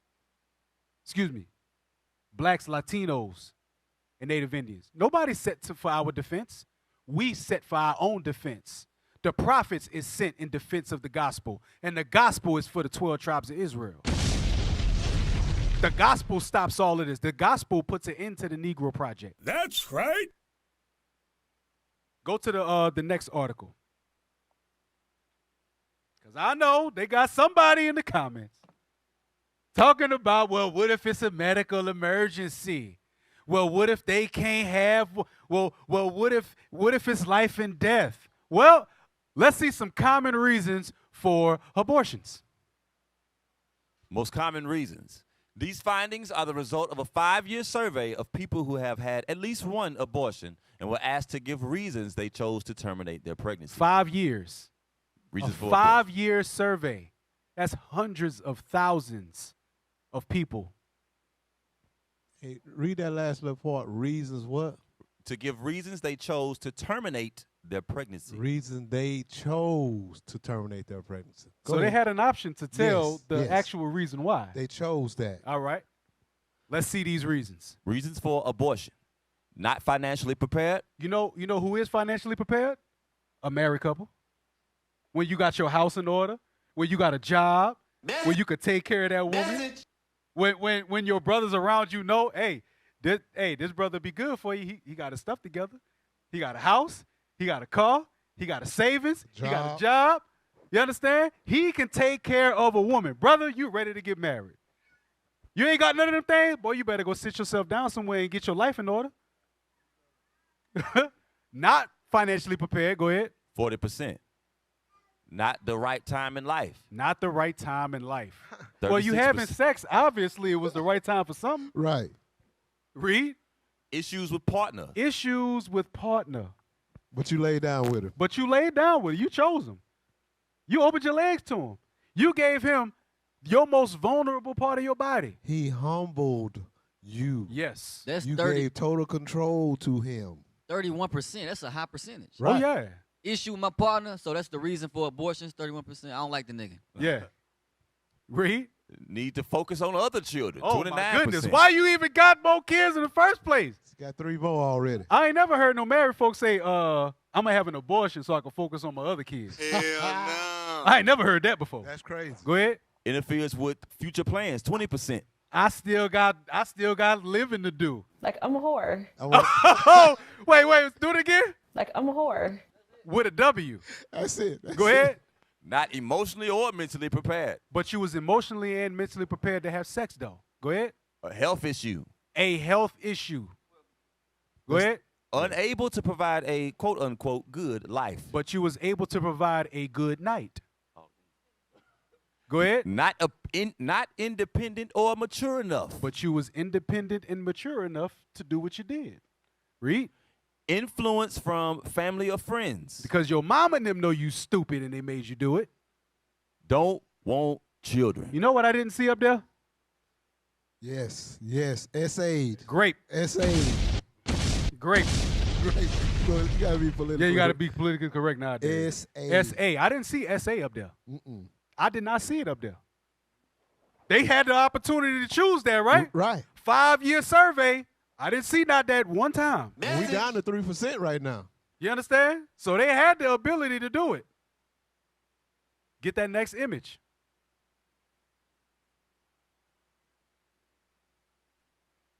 With the unintended pregnancy. And all those answers are Negro answers. I don't know if y'all forgot, they got a movie called They Cloned Tyrone. Oh, yeah. All of them answers were Negro answers. That's all. Negro answers. All right, let's read that. Unintended pregnancy. The majority, around 95% of abortions are due to unintended pregnancies. Wait a minute. Meaning I didn't mean to get pregnant. It wasn't my intention to get pregnant. You had unprotected sex with a man. And he shot the club up. And you didn't intend to get pregnant. You doing the things to get pregnant, but you don't intend to get pregnant. That'll make it make sense. Make it make sense. You doing everything possible to get pregnant, but you ain't want to get pregnant. Go ahead. This can be caused by factors such as lack of access to contraception, contraceptive failure, or misunderstandings about fertility. You know what's not up there about one of the risk factors? Morality. If you had morality and self-respect, you wouldn't allow that to happen to you. Because he wouldn't be in you in the first place. You would have let your father or your father figure pick your husband. It's a lot easier to get us to pick for you. We're not going to pick somebody that's going to be for your detriment. We're not. Stop following what you see on TikTok and Instagram. Let's go to Leviticus 19:29. Now, a lot of people, we read this scripture but don't really see exactly how far it goes in the application of it. The book of Leviticus chapter 19 and verse 29. Do not prostitute thy daughter to cause her to be a whore, lest the land fall to whoredom, and the land become full of wickedness. How is it when your daughter becomes a whore that the whole land falls to wickedness? How is that? How is that? Because once your daughter do it, she's going to influence other daughters to do it. And when other daughters do it, other sons are going to be involved in it. And now everybody going to be banging everybody. And then you know what comes with that? Jealousy, envy. Let's go to Wisdom of Solomon 14:22. Jealousy, envy, anger. You're going to sleep with somebody's wife. They're going to get mad. You're going to get killed. Blood is now shed in the land. Now the land is defiled. The land is defiled because of bloodshed, because of the whoredom that started to happen in the first place. That's called a domino effect of sin. Oh, That's yeah. the domino effect of it. Most definitely. Wisdom of Solomon 14:22. The book of the Wisdom of Solomon chapter 14 and verse 22. Moreover, this was not enough for them that they erred in the knowledge of God. It wasn't enough that they didn't follow the scriptures. Go ahead. But whereas they lived in the great war of ignorance. Now is the great war of ignorance. We're trying to fight spiritually to give our people the knowledge, and they're literally fighting against us. We tell them, hey, you the greatest people that God ever created, and they throw stones at us. Literally. We tell them, hey, you know Jesus Christ looked like you? And they mob up and they try to attack us. This is the great war of ignorance. Go ahead.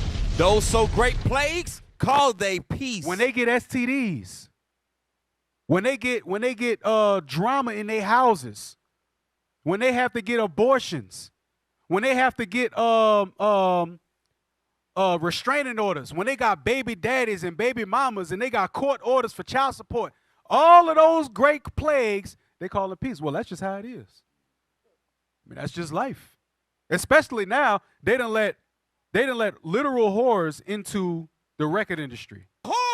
And now y'all are being surprised and shocked and appalled at what the young women are actually starting to do nowadays. You understand? Y'all are being shocked and appalled, but y'all let this in. Y'all let this happen. Y'all called it peace. Oh, nah. She was dancing outside the abortion clinic, made a song twerking outside the abortion clinic. But now, oh, well, she didn't really mean it like that. The hell you mean? What you mean? Well, we're going to see if that's what she ain't really mean. Keep reading. But whilst they slew their children in sacrifices. That goes into abortions.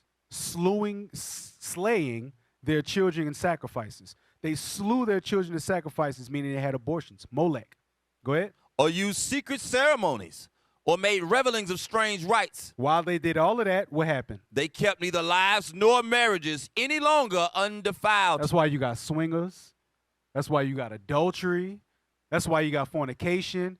And you know what? A lot of people talk about carnival babies, right? You know what they don't talk about? Essence Fest babies. They don't talk about how all of these women come from all over the world to come to New Orleans on a girls trip, get knocked up, and then go back home like nothing happened. And some of them be pregnant. They don't be talking about Essence Fest babies. Maybe it's because they don't know about it. Or they're going to know about it today because we the whistleblowers. I'm from the city. Yeah, a lot of women come to New Orleans to have a girls trip, and they get ran through, and they go back home like nothing happened. Wow! And some of them dudes is raising New Orleans dudes' babies right now. We know about carnival babies, but I'm telling you, better start looking into what these women be doing. Essence Fest. That's why the prophets is out there every year casting down imaginations. Right. It's literally called the Essence of Women Festival. Damn. That's what Essence is short for. Wow. We call it Essence Fest, but it's the Essence of Women Festival. So they down there just getting it in for the weekend. A whole city full of 500,000 women. Wow. That ain't from there. Looking to get into trouble. Slamming and hams. A lot of them do. Slamming hams. Go ahead, read on. But either one slew another traitorously or grieved him by adultery. They slew each other traitorously or grieved them by adultery. That's where the death comes from. They killing each other because of what they doing with each other's wives. This makes the land go to whoredom. The land goes to whoredom. Well, your daughter becomes a whore. She gets pregnant. She kills the baby. Blood is shed. The land goes to whoredom because now everybody thinks that it's okay. That's why Vashti had to get put in her place. Because what she did to the king, put her behind away. Get somebody that's going to listen. Because if one woman do it, all women going to follow. Sit your ass down. Go to that next video. And these are young women. And the trend that they just started that we listen and we don't judge crap, y'all better get off that bandwagon if y'all on it. Y'all better stop that stuff. Y'all better stop it because judgment is going to come. Now, you may not hear judgment from us, but you're going to see judgment from the Lord. Play that. I had like 8 abortions in total. I had 2 abortions this year. We don't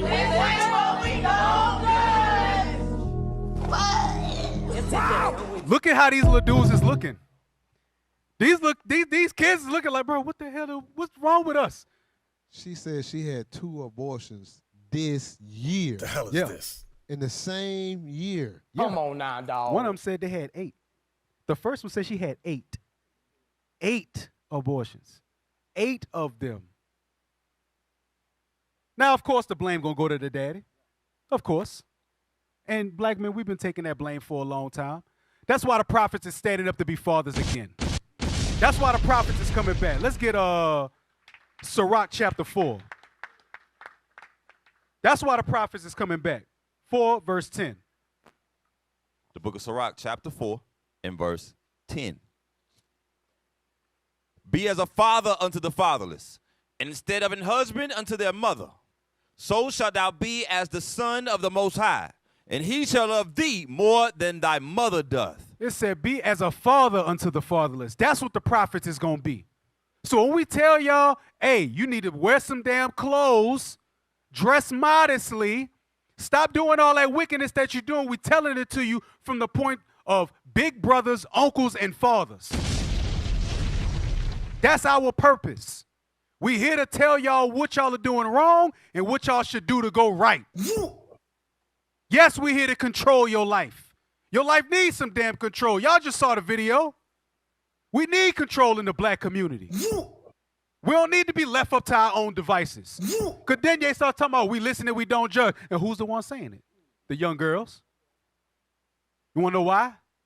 Because their mama said it. And their grandmas listen to Tupac. And grandma listened to Tupac and say, only God could judge me. Dang. Told that to the mama, and the mama said, well, you can't judge me. Then now the daughter saying, we listen, but we don't judge. So let me tell you about all this embarrassing stuff that happened to me that I actually do. But don't judge me for it, because I don't want to feel bad. That's stupid. Straight up stupid. Go to the last video.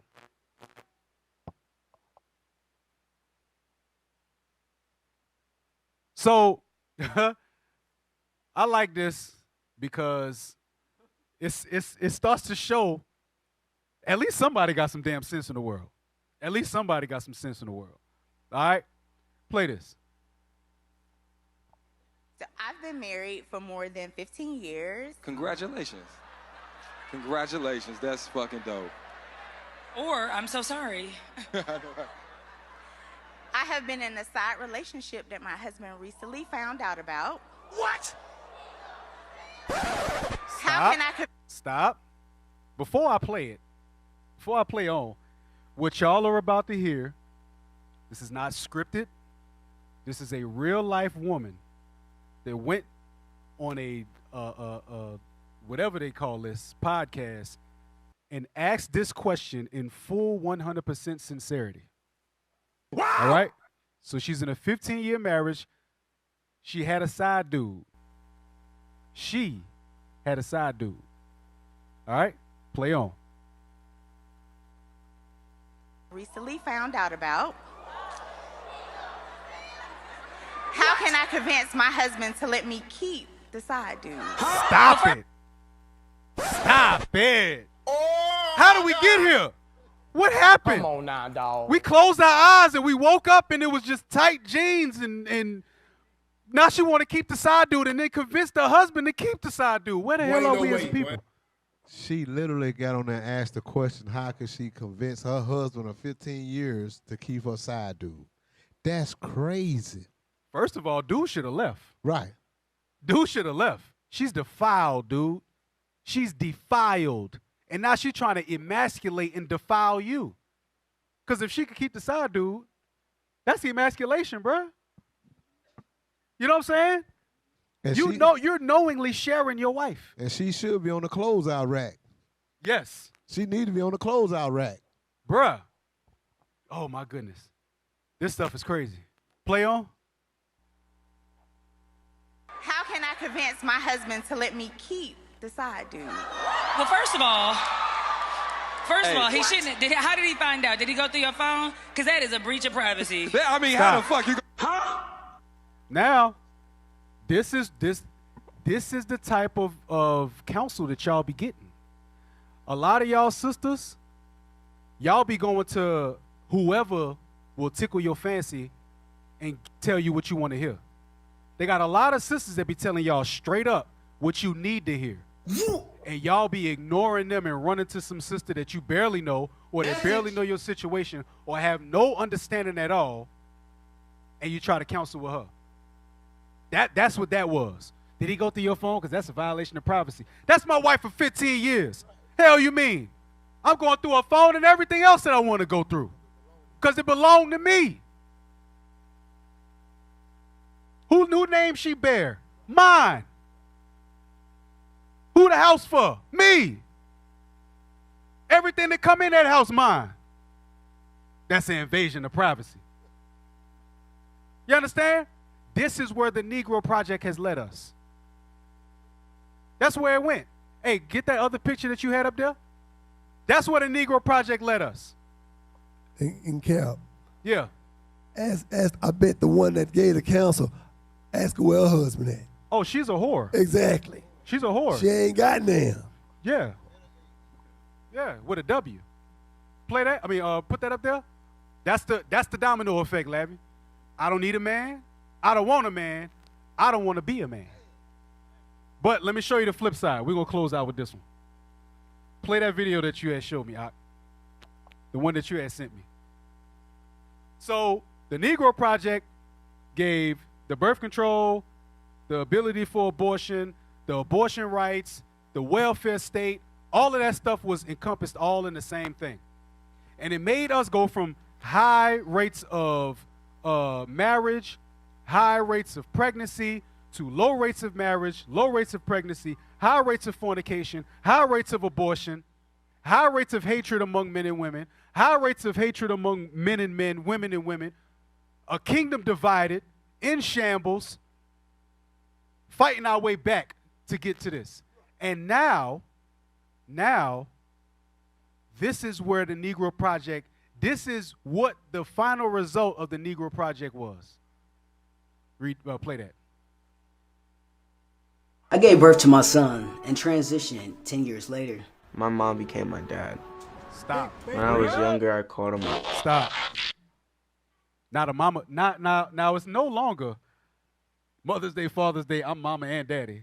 Literally, my mama became my daddy. That's crazy. That's nasty work. Bruh, this is the world that we live in. Did we finish Wisdom of Solomon? We gotta get that. We gotta get that, Cap. You already know what I'm looking for. The Book of the Wisdom of Solomon, chapter 14, and verse 25. So that there reigned in all men without exception blood, manslaughter, death, dissimulation, corruption, unfaithfulness, tumults, perjury, disquieting of good men, forgetfulness of good turns, defiling of souls, changing of kind. What? Changing of kind. My mama became my daddy. My son became my daughter. My daughter became my son. My daddy became my mama. All of these different things, they happening now. This is what they want. And guess what? If she's the daddy now, is she going to have some more kids? No. That's birth control. If the son changed into a daughter, he going to have some more kids? No, because he going to be with another man. That's birth control. If the woman turns into a man, she going to be with another woman. That's birth control. So whether you take the birth control as a pill, as a shot, as a patch, an IUD, if you don't take none of that, well, we always got sodomy on the back burner. He ain't lying.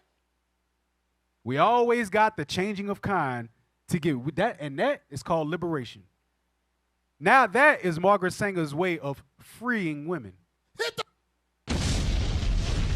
That's a free woman right there. Whenever y'all want to talk about women liberation and being free, that's a free woman right there. You start off as a whore, you end up as a man. It is what it is. That's what we see. So, bro, that's the end of the class. Hey, all praise to the Most High. I pray that y'all receive some sort of edification. That's why the job of the prophets is so important.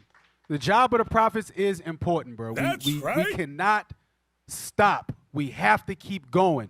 Brothers, study. Sisters, take this truth serious and everything that comes with it. All right? Understand the battle that we in. We are here to fight for the souls of our people. We have to win our people back, all right? Let me close it off with Maccabees 3:43. First Maccabees 3:43. The book of 1 Maccabees, chapter 3 and verse 43.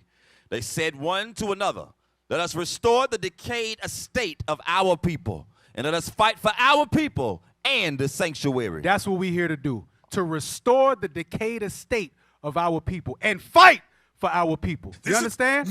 That's our job. Don't let none of this that you saw today sway you. This is the battlefield. That's the imaginations we got to cast down. That's what we got to go up against. This is what we fighting for, all right? Shalom, Israel. Most High in Christ bless. What is a nation?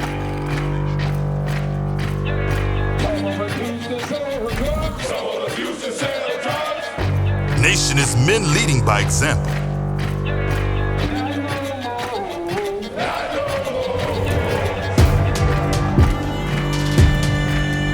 Nation is family.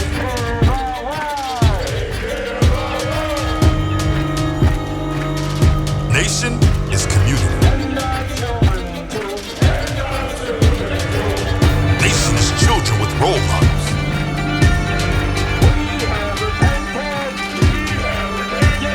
Nation is unity.